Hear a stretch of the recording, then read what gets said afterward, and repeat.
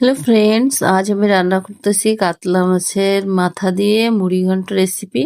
তো পুরো রেসিপিটা দেখতে হলে আমার সাথেই থাকুন। আমি এখন মুগ ডালগুলোকে সুন্দর করে ভাজি করে নিচ্ছি, আর একটু লবণ দিয়ে এখন ডালটাকে সিদ্ধ করে নিব।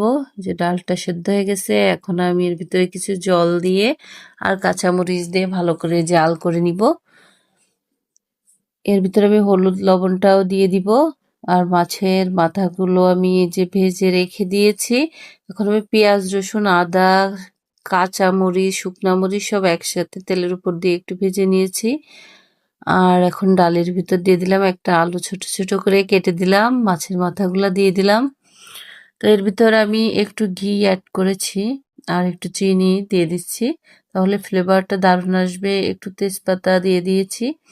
তো এইভাবে আপনারা মুড়ি ঘন্ট ডালটা রান্না করে খাইতে পারেন। এটা কিন্তু অসাধারণ দুর্দান্ত একটি রেসিপি, আর খাইতেও কিন্তু অনেক মজা। তো সবাই ভালো থাকবে।